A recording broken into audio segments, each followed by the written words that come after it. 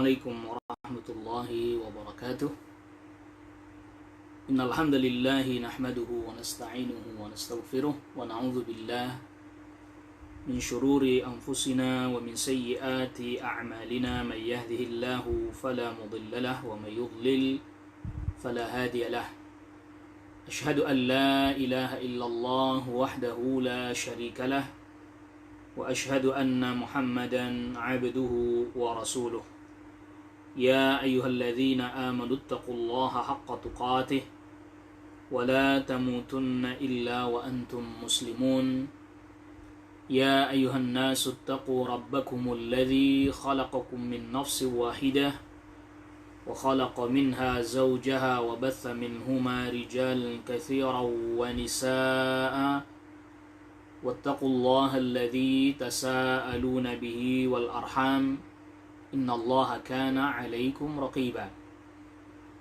Ya ayyuhalladzina amanu ittaqullaha wa qulu qawlan sadida yuslih lakum a'malakum wa yaghfir lakum dhunubakum wa may yuti'illaha wa rasulahu faqad faza fawzan 'azima. Amma ba'd.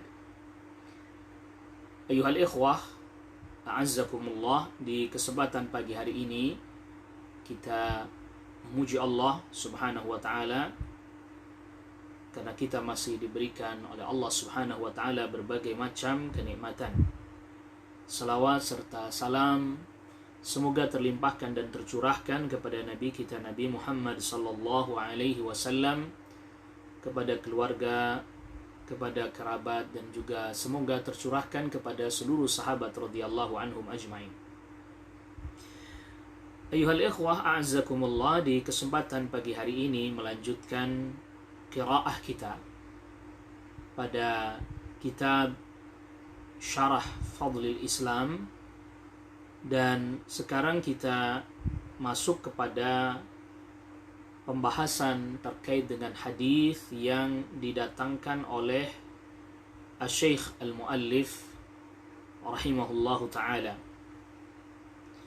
yang dimana hadis ini adalah hadis yang sahih, dikeluarkan oleh Al-Imam Al-Bukhari dari sahabat Abdullah ibn Umar radhiyallahu anhuma.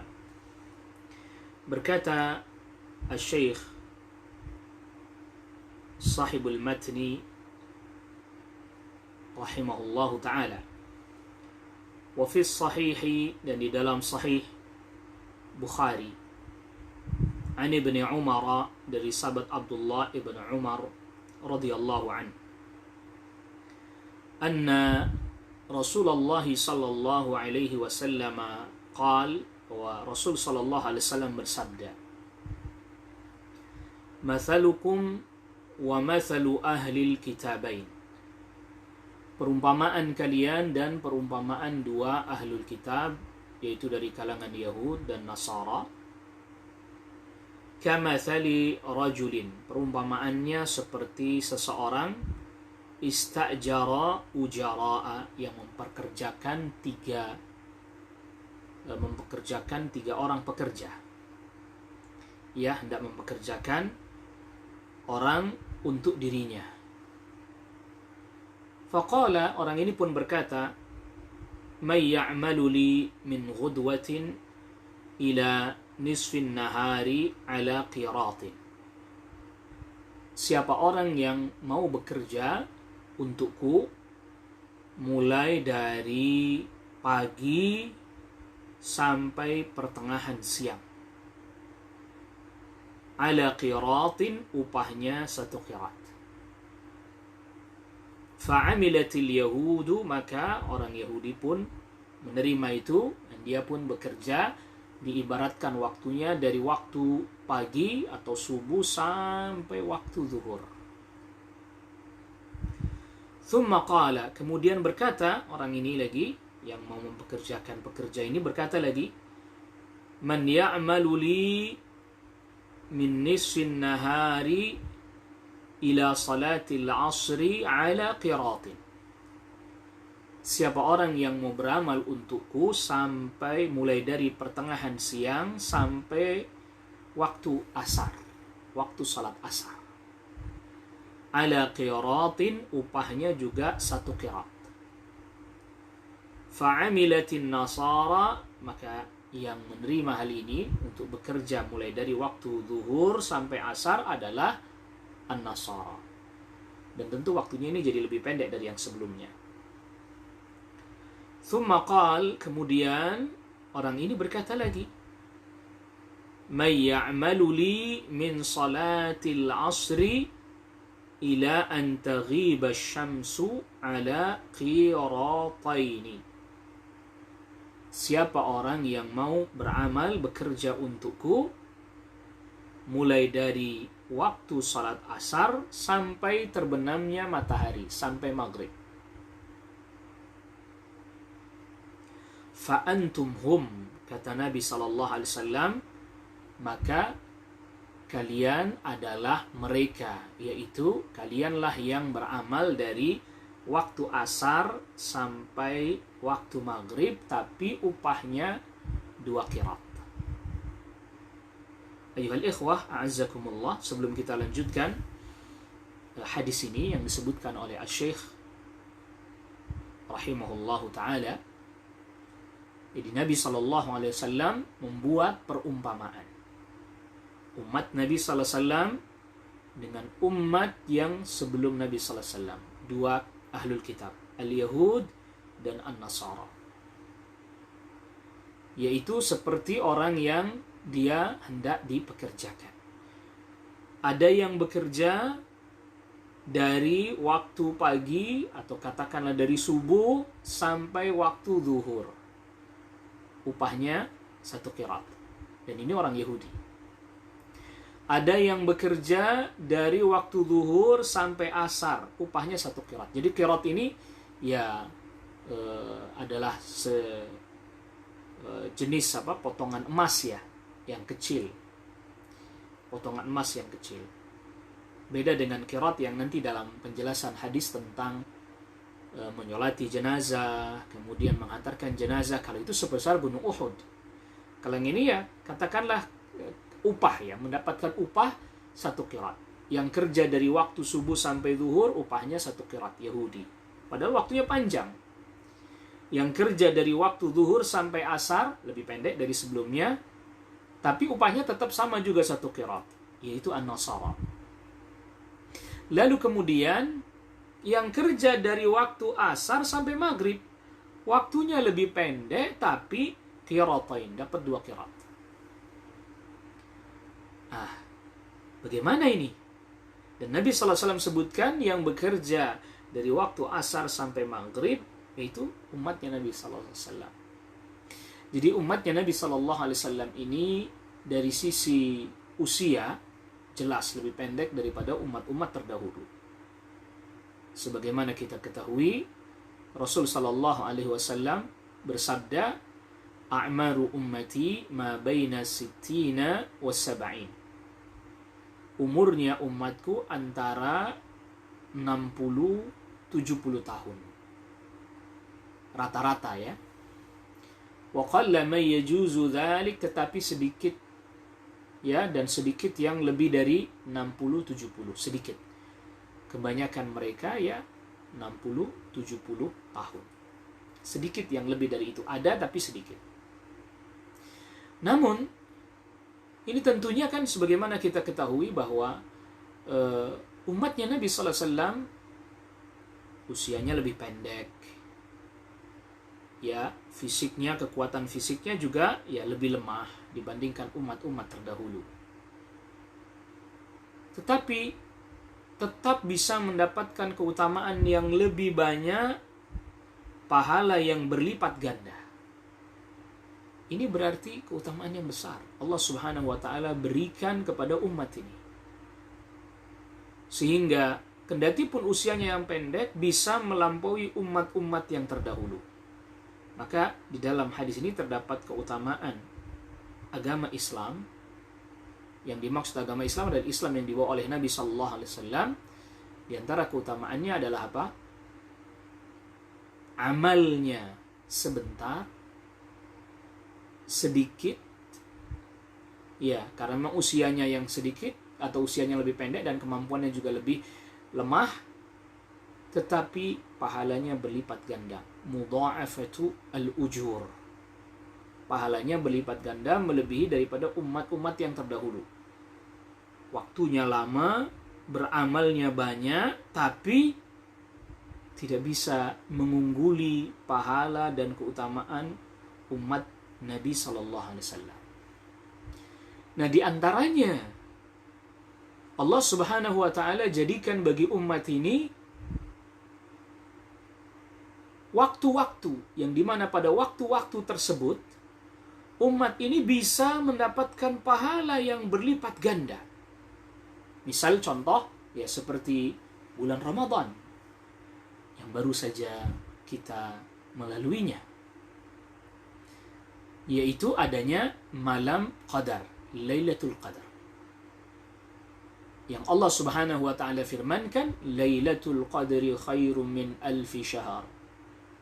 Malam Qadar itu lebih baik daripada 1000 bulan. Yang maknanya apabila seseorang beribadah pada malam Qadar itu, dia lebih baik daripada orang yang beribadah selama 1000 bulan, yang kurang lebih 83 tahun sekian, yang tidak ada malam qadarnya. Dibayangkan bagaimana kalau seandainya dia bisa mendapati 10 malam qadar, sedangkan dia beribadah pada malam qadar itu 10 kali saja misalnya, maka itu setara dengan 830 tahun, atau bahkan lebih baik dari 830 tahun orang yang beribadah terus-menerus tidak henti yang tidak ada malam qadarnya. Perhatikan. Amalun qalil wa ajrun kabir. Amalan yang tidak begitu banyak tetapi pahalanya besar. Contohnya lagi, yaitu puasa Ramadan dilanjutkan dengan puasa Syawal. Rasulullah sallallahu alaihi wasallam sabdakan, "Man shama Ramadhana thumma atba'a sittan min Syawal, kana kasiyamid dahar." Siapa orang yang berpuasa di bulan Ramadan, lalu dia lanjutkan dengan puasa di bulan Syawal 6 hari. Thumma atba'ahu sittan min Syawal. Lalu dia lanjutkan puasa 6 hari di bulan Syawal. Kana kasiyamid dahri, maka dia seperti puasa 1 tahun. Siyamud dahar itu 1 tahun puasa terus menerus. Kok bisa? Bagaimana uraiannya, penjelasannya? Bahwa yang 1 bulan dilipat gandakan 10 kali lipatnya, 10 bulan. Al-hasanatu bi'asyri amsalihha, satu kebaikan dengan 10 kali lipatnya. Lalu kemudian yang 6 hari 10 kali lipatnya 60 hari, berarti 2 bulan. 10 bulan berarti 2 bulan ya. 10 bulan dengan 60 hari yang berarti 2 bulan, berarti genap menjadi 12 bulan atau 1 tahun. Masya Allah. Dia sudah, kalau dia mendapatkan keutamaan, dia sudah mendapatkan keutamaan seperti atau lebih baik beribadah dari 1000 bulan, 83 tahun sekian, lalu kemudian ditambah lagi dia mendapatkan keutamaan kalau dia lanjutkan dengan puasa Syawal seperti puasa 1 tahun.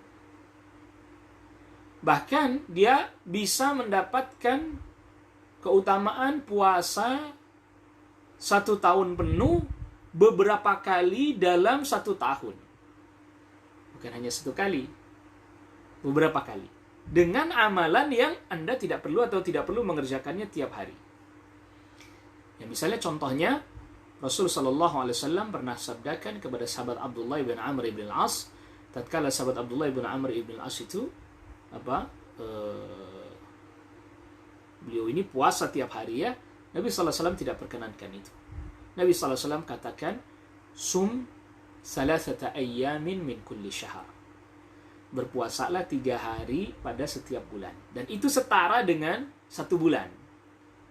Puasa 3 hari pada setiap bulan. Nah, ini bisa dikerjakan di awal, di tengah, di akhir. Dan kalau dikerjakan itu di tengah, maka itu memiliki nama khusus lagi, yang disebut dengan puasa Ayyamul Bid, pada hari-hari terang bulan, Itu tanggal 13, 14, 15.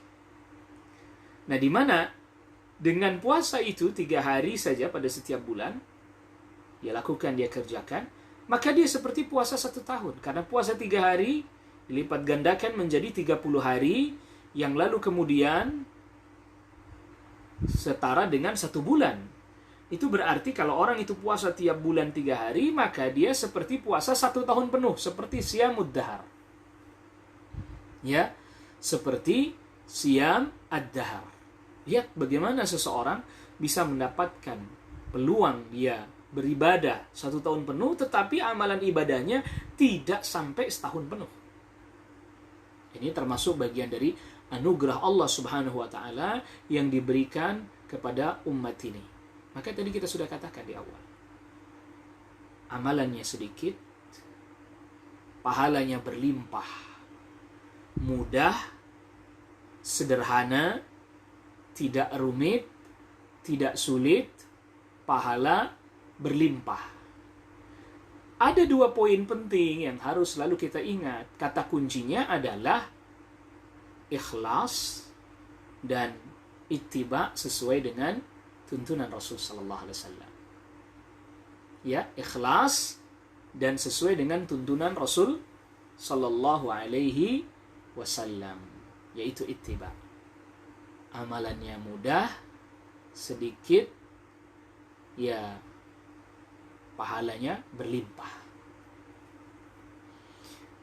Maka ini hadis ini menjelaskan tentang keutamaan itu. Waktunya sebentar, umat ini beramal seperti dari waktu maghrib, dari waktu asar ke waktu maghrib. Tapi pahalanya 2 kali lipat. Yang umat sebelumnya amalnya lebih lama waktunya, tapi pahalanya hanya 1 qiraat.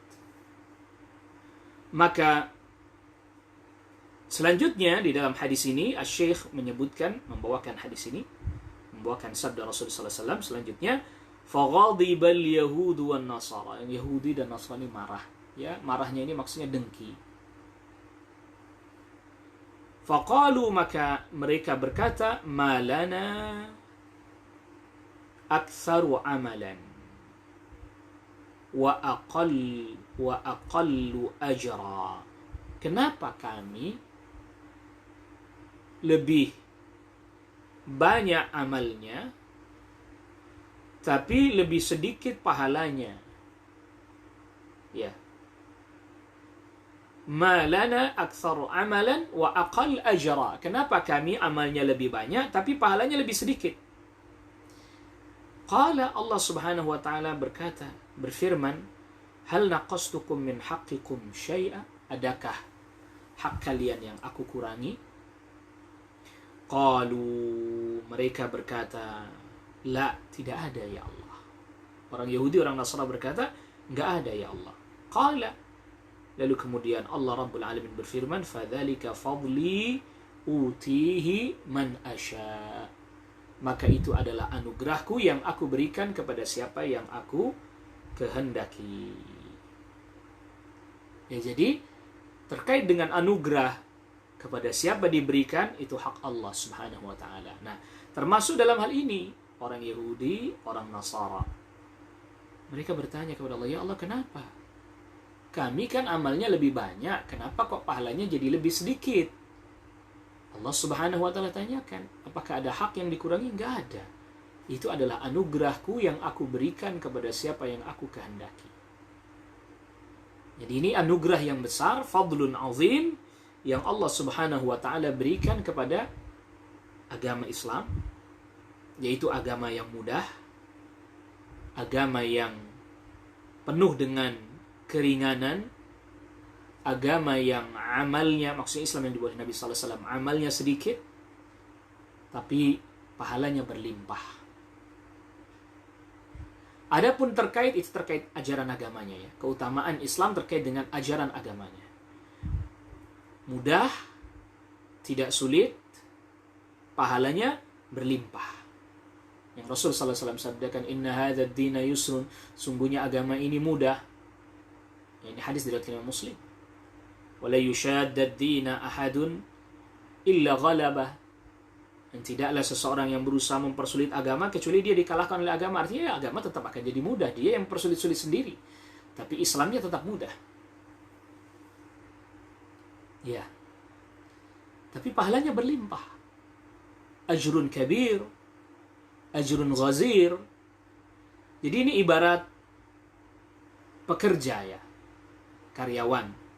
Kerjanya mudah, ringan, waktunya sebentar, upahnya besar. Siapa yang tidak mau ini? Ya pasti semua orang mau kalau begitu. Tapi anehnya ketika Allah Rabbul Alamin yang menawarkan hal itu, nggak diambil. Amalannya mudah, ringan, gampang, nggak sulit, tidak memberatkan. Pahalanya berlimpah. Tapi selalu kita ingat 2 poin penting. Yang harus selalu kita ingat 2 poin penting bahwa ini syaratnya ikhlas. Yang dimaksud ikhlas itu berharapnya kepada Allah Rabbul Alamin dan ittiba, mengikuti tuntunannya Rasul sallallahu alaihi wasallam. Poin penting ini. Poin penting ini. Ya. Nah, lalu kemudian keutamaan agama Islam terkait dengan pengikutnya. Kalau tadi kan terkait dengan ajarannya. Pengikutnya orangnya secara fisik lebih lemah, ya kecil-kecil, ya umurnya lebih pendek, ya, tetapi dia melampaui keutamaan umat-umat terdahulu.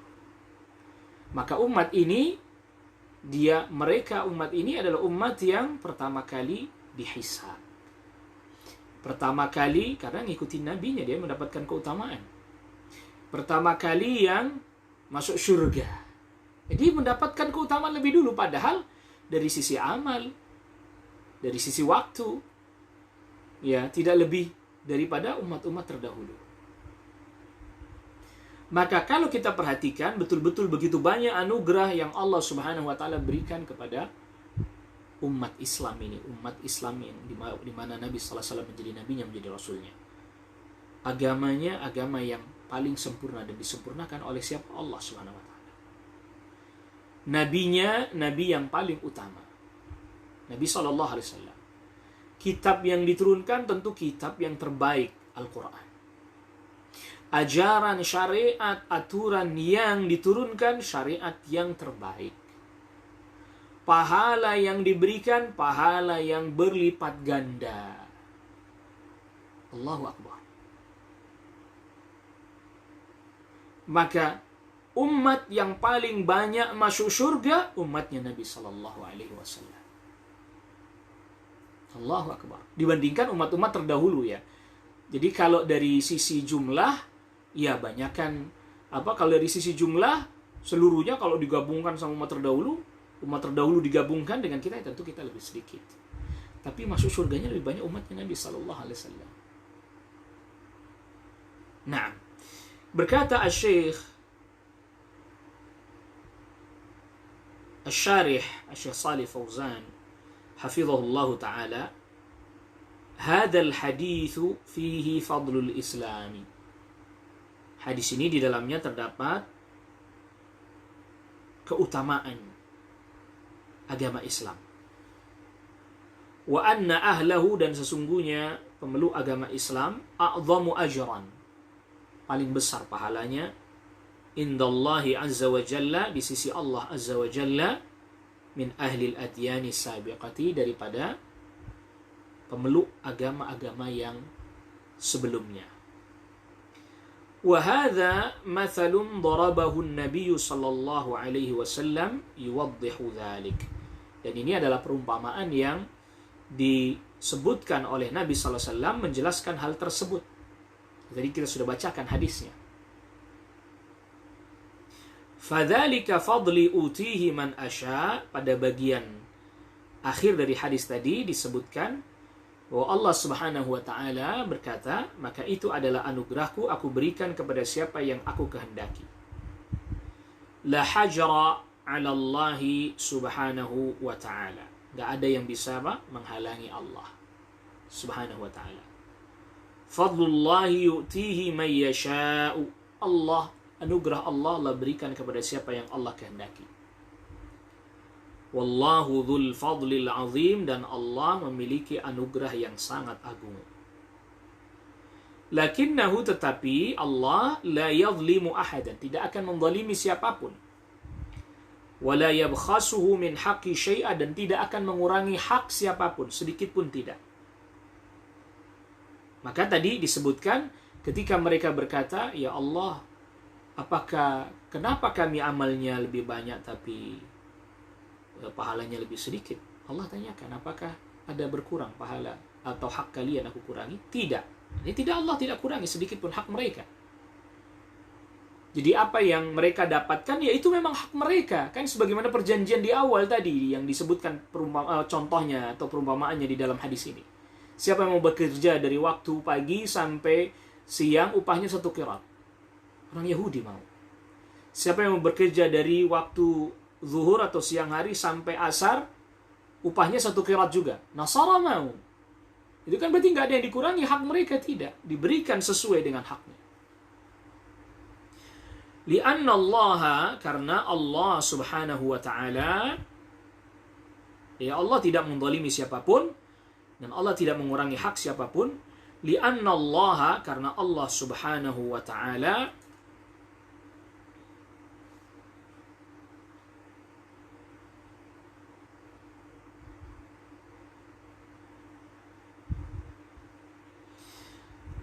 hakamun adilun, karena Allah subhanahu wa ta'ala adalah yang maha bijaksana, yang menetapkan hukum dengan penuh kebijaksanaan, adilun, lagi adil. Wa yujazi, dan Allah subhanahu wa ta'ala memberikan balasan alal amali salih, terhadap amal salih. Allah yang membalas amal salih.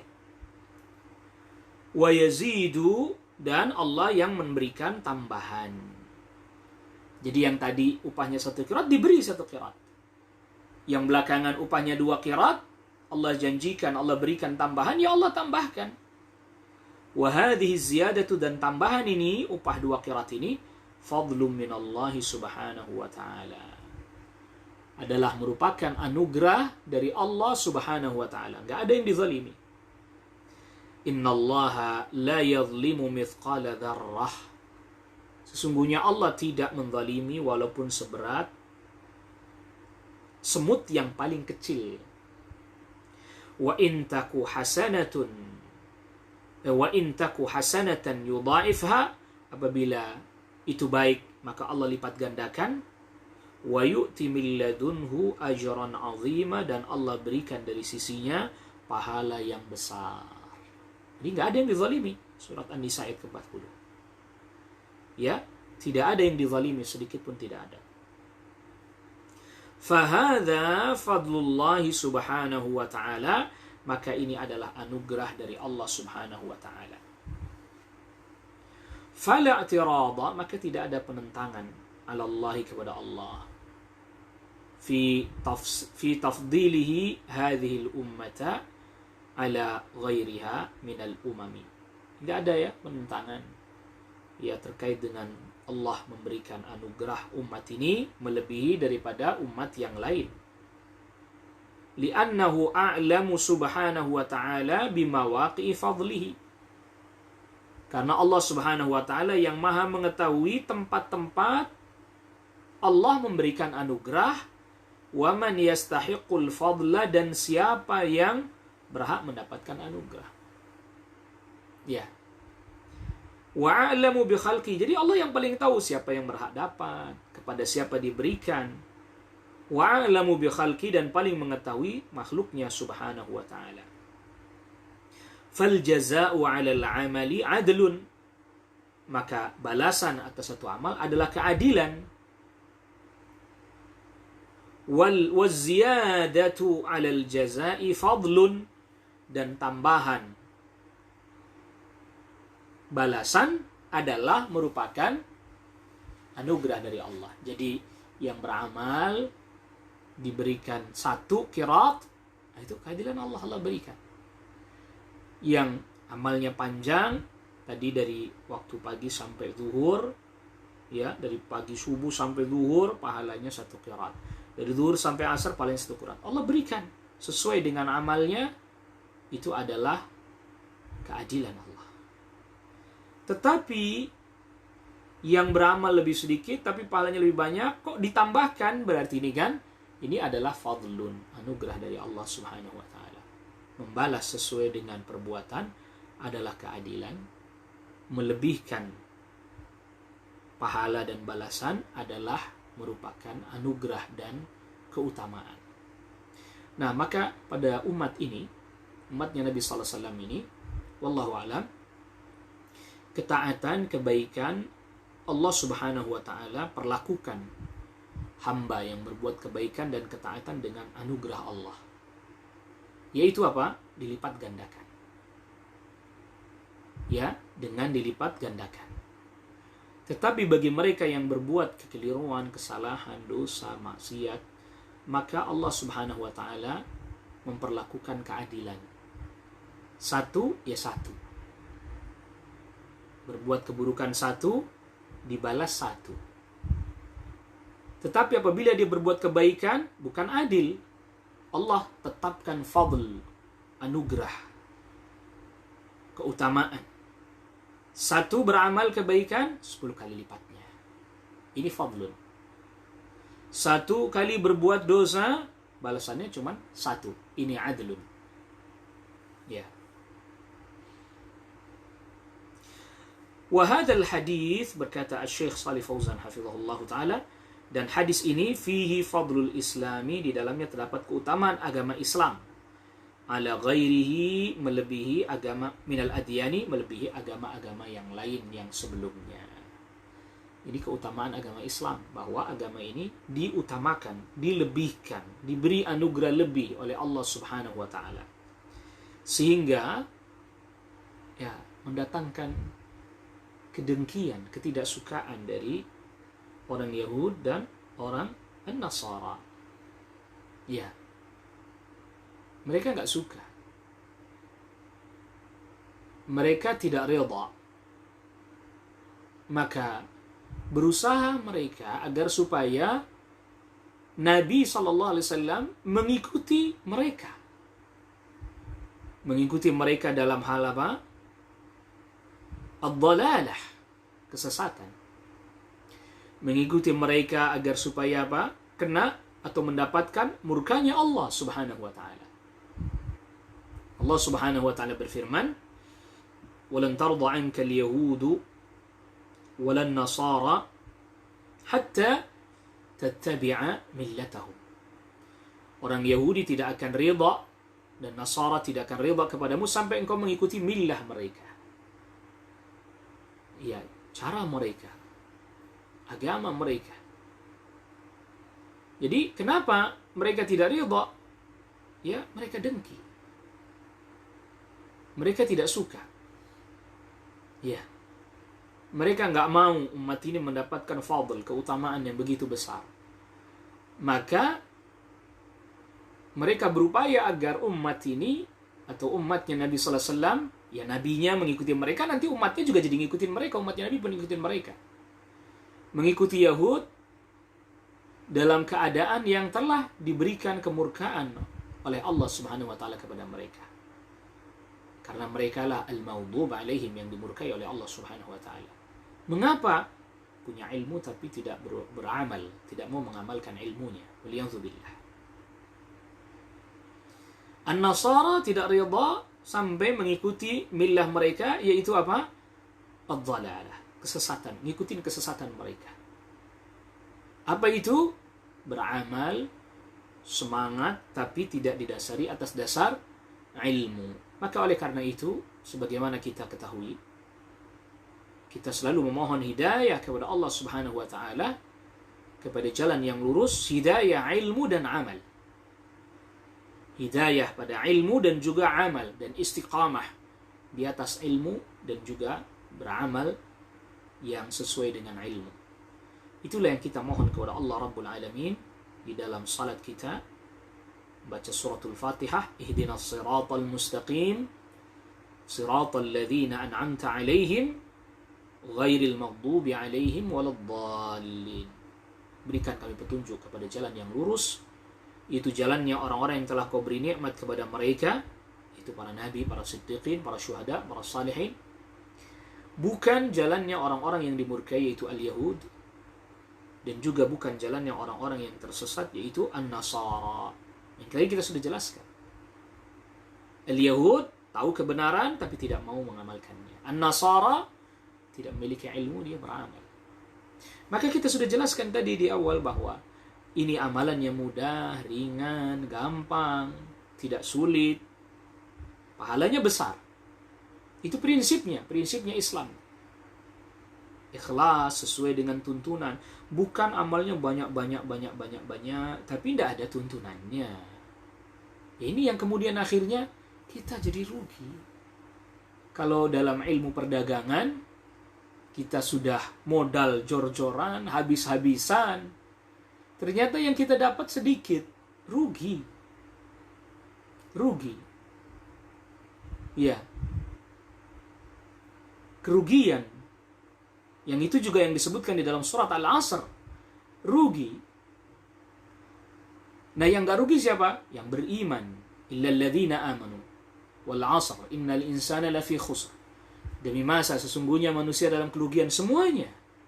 Siapa yang gak rugi? Kecuali illa alladhina amanu. Kecuali orang yang beriman. Nah, yang beriman di sini adalah ilmu juga. Di dalamnya ada ilmu. Karena ilmu gak akan bertambah tanpa ilmu. Wa amilus salihat, dan beramal saleh. Dan amal saleh itu dua syaratnya, ikhlas dan ittiba, ngikutin tuntunan Nabi SAW. Jadi orang sudah bersusah payah, capek-capek, bahkan mungkin mengeluarkan biaya yang besar, ya, amalan yang dia kerjakan ribuan misalnya, capek payah, tetapi apa? Ditolak oleh Allah Rabbul Alamin. Anda kok, kalau dia bertanya ya, Anda kok berani mengatakan ditolak? Gimana sih lo? Bukan kita yang mengatakan ditolak, kan? Nabi SAW yang menyatakan bahwa amalan itu yang tak sesuai dengan tuntunan Nabi ditolak. Sebagaimana hadis dari Ummul Mukminin Aisyah radhiyallahu anha. Man 'amila 'amalan laisa 'alaihi amruna fahuwa raddun. Yang beramal tanpa ada tuntunan dari kami, dia tertolak. Itu kan Nabi yang sabdakan, bukan kita yang mau. Atau dia beramal tapi disertai dengan kesyirikan. Syirik kecil apalagi disertai dengan syirik yang besar, maka syirna semua amalnya. Walau asyraku la habita anhum ma kanu ya'malun. Kalau syirik besar, sirna semua amalnya. Kalau mereka menyekutukan Allah, para nabi dan para rasul menyekutukan Allah, sirna semua amal mereka. La in asyrakta la yahbatanna 'amaluk. Kalau engkau, itu Nabi SAW yang berbuat kesyirikan, amalmu hilang. Dalam hadis qudsi yang dikeluarkan oleh Imam Muslim, Rasul sallallahu alaihi wasallam sabdakan, meriwayatkan dari Allah Rabbul Alamin, ana aghna syuraka 'anil syirk. Aku adalah yang paling tidak butuh terhadap sekutu. Faman 'amila 'amalan, maka siapa orang yang beramal satu amalan, asyraka fihi ma'i ghairi, dia sekutukan bersama aku dan selain aku dalam amal tersebut, taraktuhu wa syirkahu, aku tinggalkan amal itu dan sekutunya. Dia buat sekutunya aja. Lihat. Jadi maka di sini ada dua poin penting yang selalu kita berusaha untuk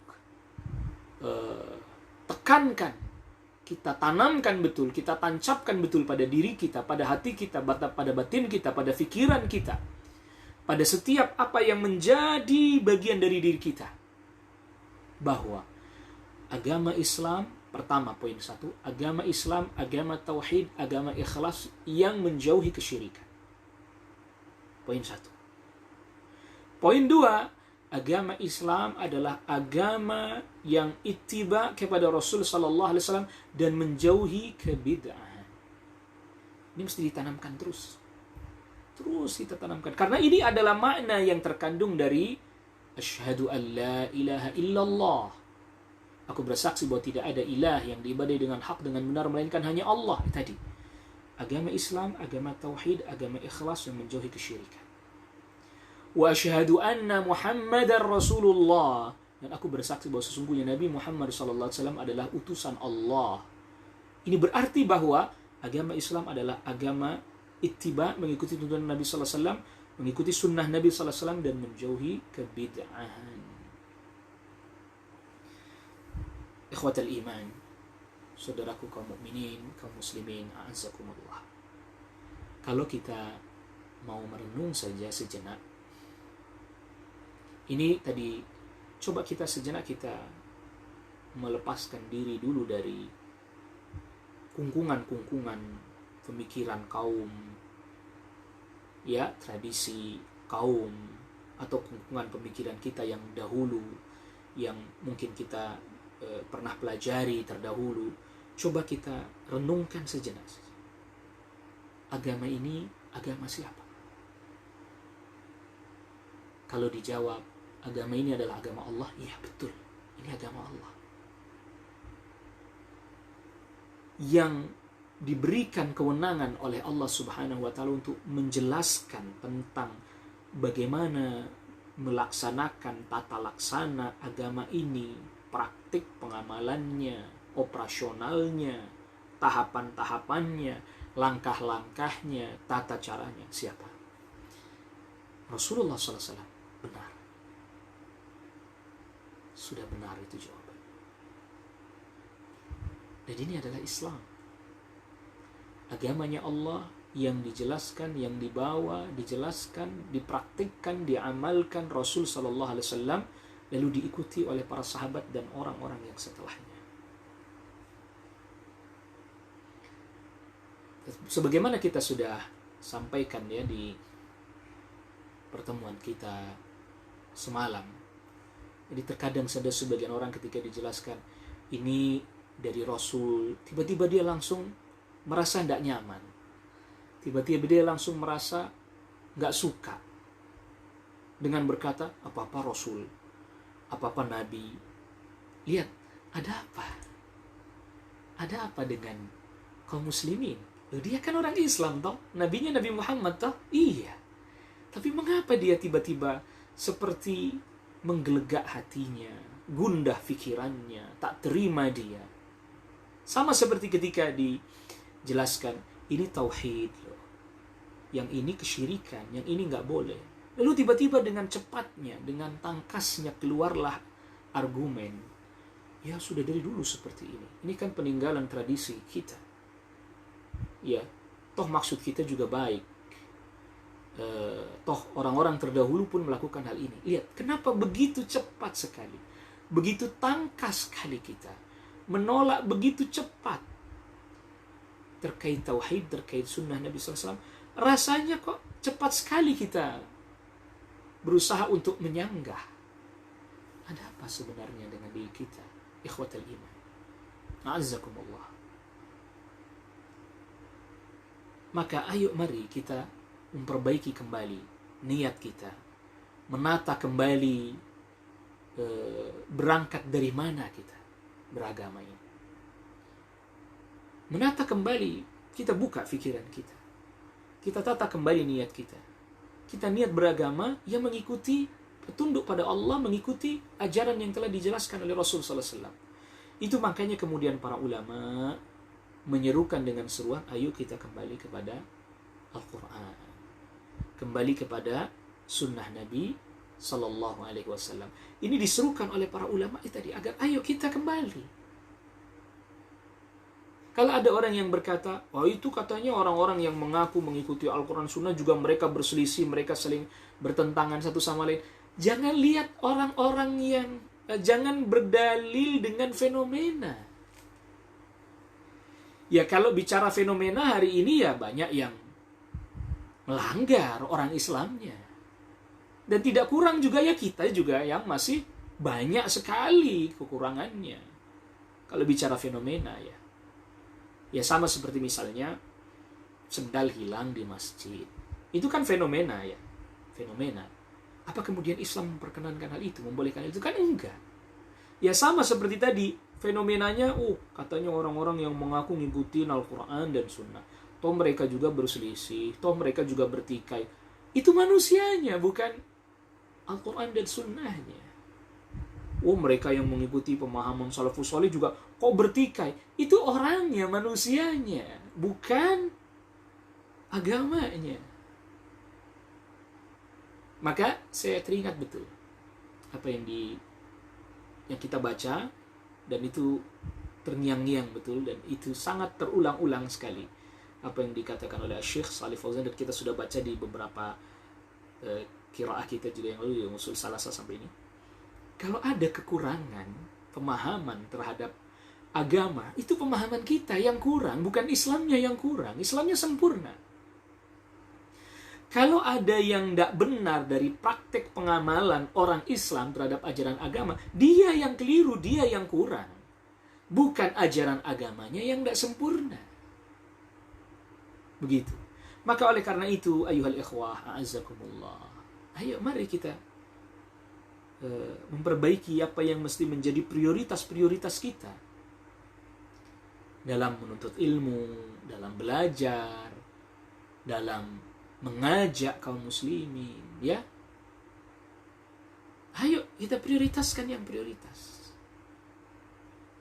Tidak lantas kemudian kita disibukkan dengan tadi masalah-masalah yang memang itu permasalahan, ada perbincangan di antara para ulama, perbedaan pandangan dan seterusnya. Ya orang-orang yang memang memiliki kompetensi ilmu, dengan hati yang lapang, niat yang ikhlas, pikiran yang terbuka, mendiskusikannya. Silakan yang memang memiliki kompetensi ilmu dalam hal itu. Tetapi tidak semua kemudian orang terjun ke situ, tidak.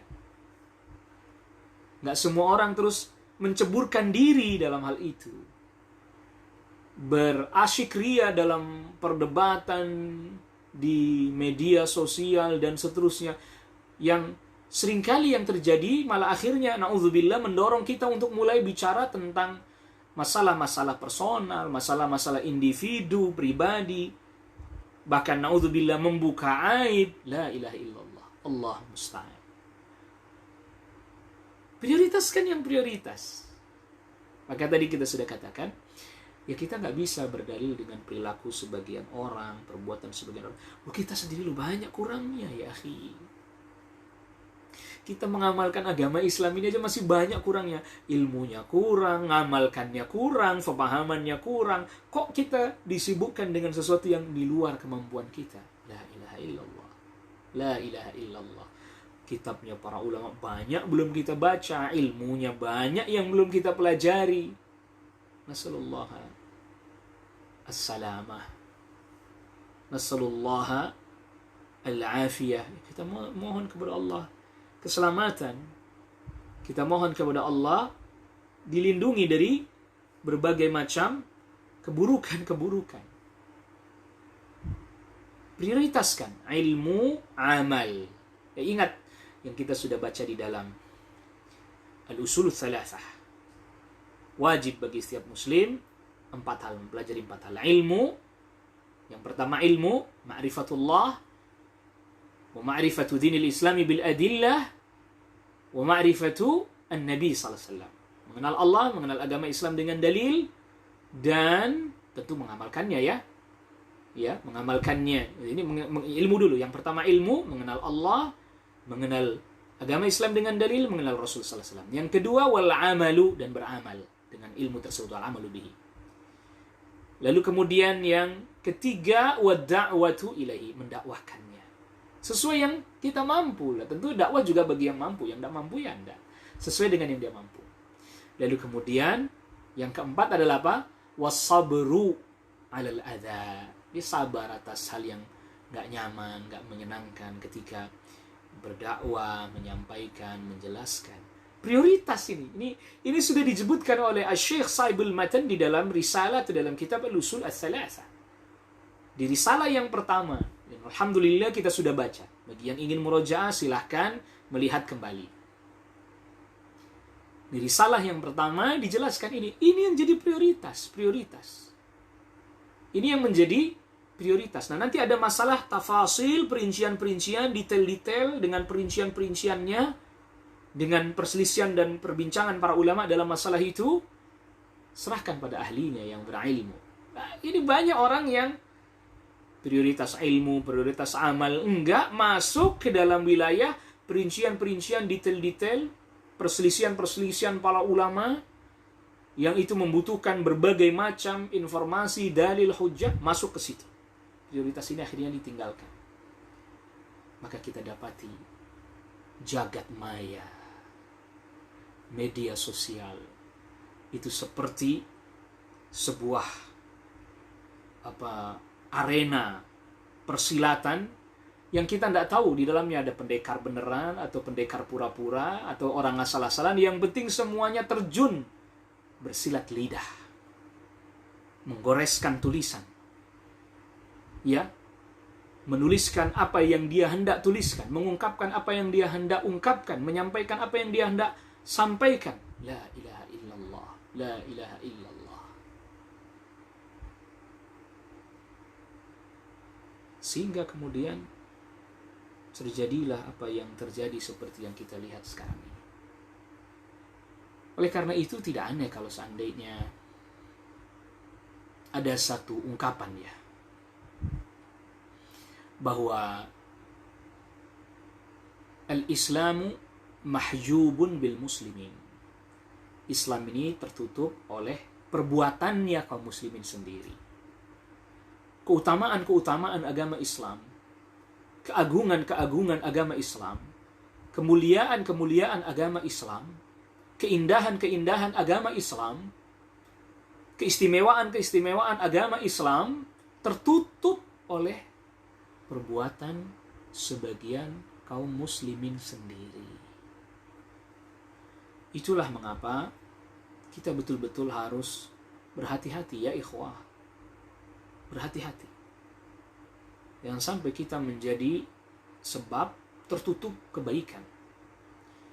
Jangan sampai kita menjadi sebab keutamaan Islam, keagungan Islam, kemuliaan Islam, keistimewaan Islam, keindahan syariat Islam menjadi buruk karena perilaku dan perbuatan kita sendiri.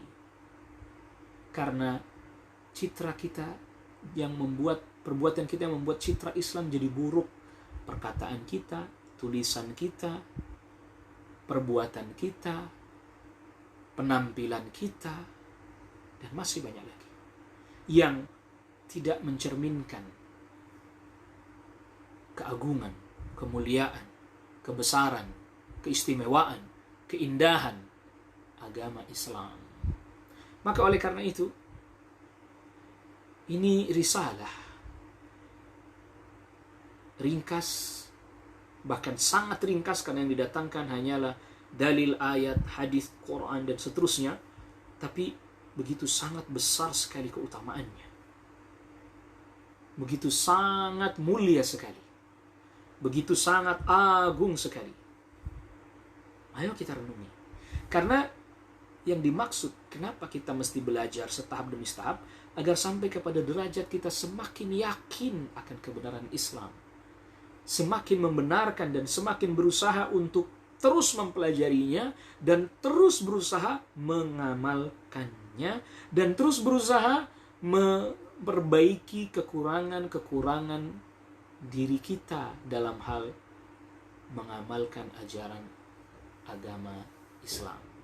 Ayuhal ikhwah, a'azzakumullah. Saya secara pribadi mengucapkan kepada antum sekalian, ikhwatal iman, ikhwatal Islam, a'azzakumullah. Saya mengucapkan jazakumullahu khairan. Terima kasih atas perhatian antum semuanya mengikuti kajian ini. Ini kajian tentang keutamaan agama Islam ini agar kita semakin bersyukur kepada Allah Subhanahu wa taala. Agar kita semakin berusaha memperbaiki diri kita, menambah ilmu kita, menambah pemahaman kita, dan menambah amal kita. Sehingga kita makin sungguh-sungguh mengamalkan ajaran agama yang sangat mulia ini. Sangat agung ini. Yang datang dari Allah Rabbul Alamin, Rabbuna Jalla wa'ala. Yang dibawa oleh Nabi kita, Muhammad sallallahu alaihi wasallam, Rasul kita. Yang beliau sallallahu alaihi wasallam menghadapi berbagai macam ujian berat, tantangan yang sangat berat. Disakiti, dicela, dihina, diremehkan, dilecehkan, bahkan nyaris dibunuh. Kalau bukan penjagaan Allah Rabbul Alamin kepada beliau sallallahu alaihi wasallam, tentu mara bahaya akan menimpa beliau sallallahu alaihi wasallam. Tetapi beliau bersabar. Ini menunjukkan keagungan dan kebesaran agama ini. Dijaga oleh Allah Rabbul Alamin. Ila yaumina hada. Sampai hari ini.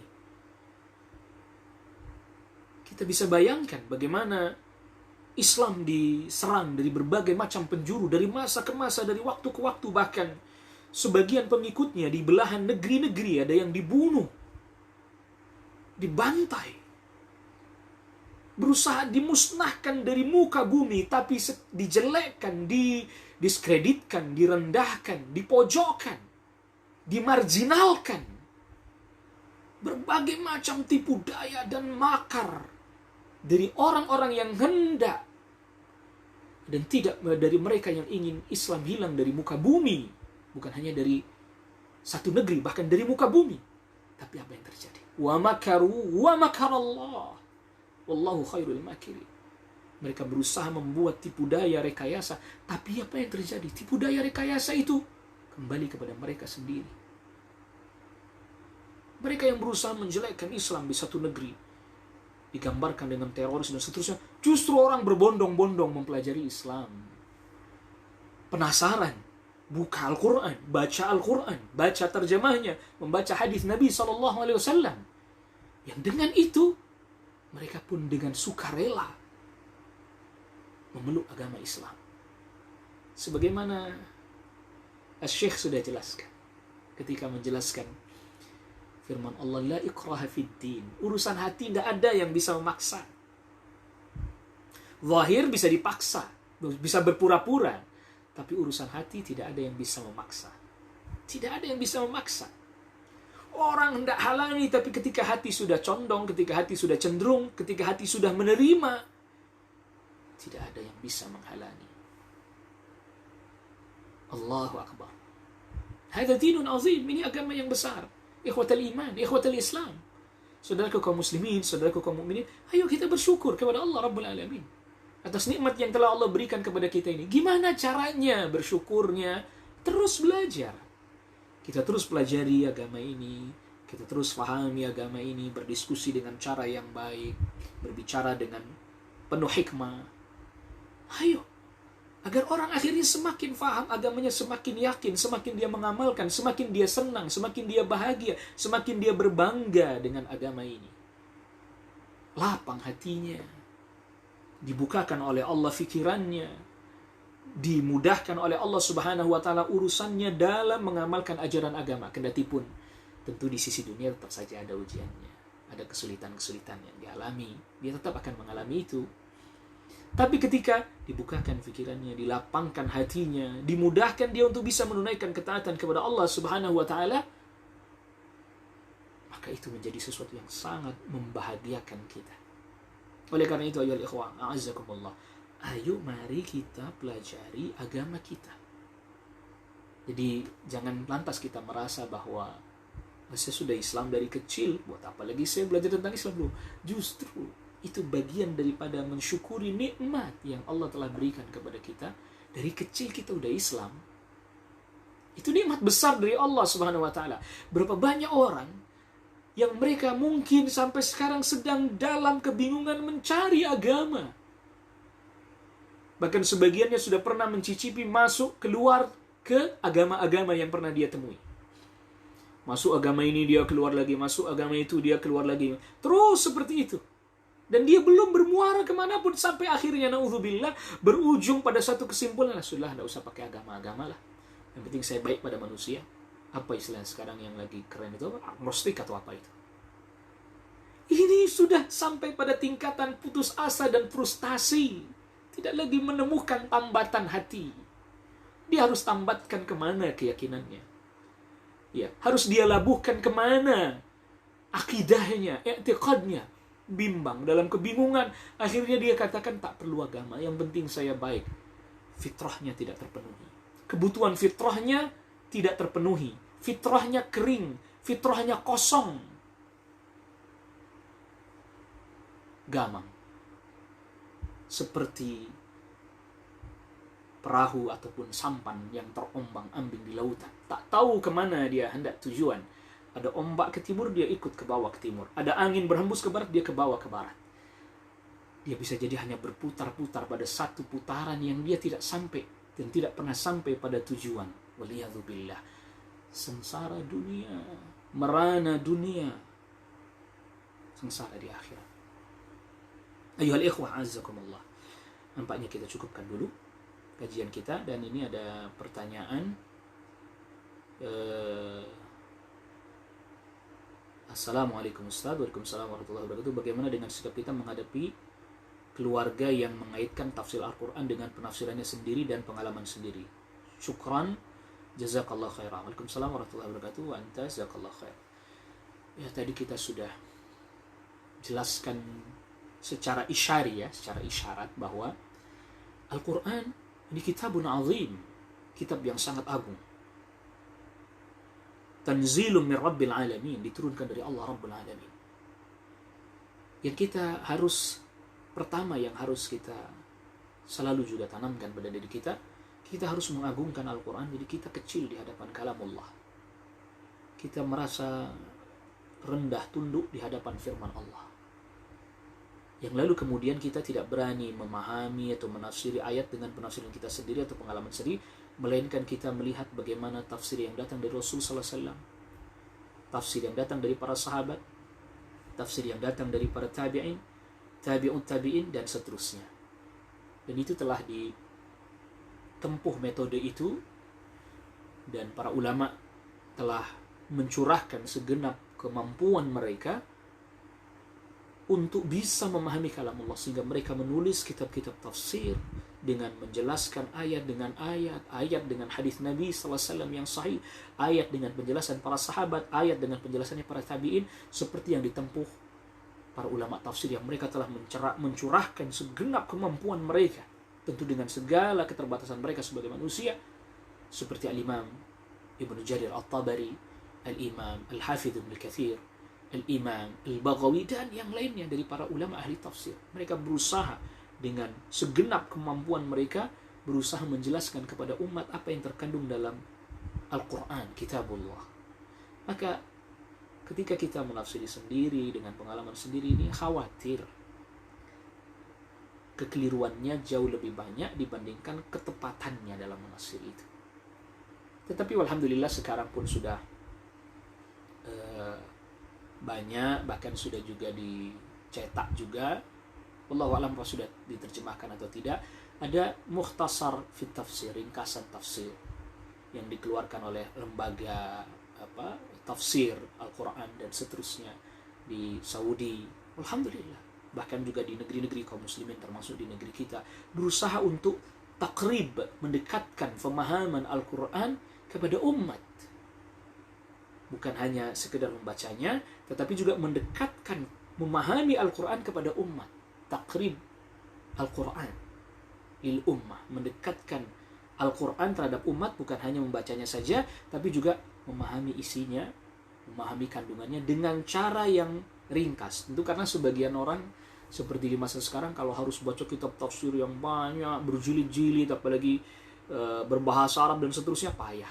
Ini diringkaskan lagi, diringkaskan lagi. Agar supaya umat bisa memahami Al-Quran dengan baik. Ya, dengan cara yang paling mudah, paling ringkas, tapi pemahamannya tidak lantas kemudian menjauh dan menyimpang. Dan ingat bahwa, sekali lagi tadi, Al-Quran itu pun juga adalah nikmat yang besar yang Allah turunkan pada kita karena menjadi petunjuk, dan hidayah itu adalah nikmat dari Allah Rabbul Alamin.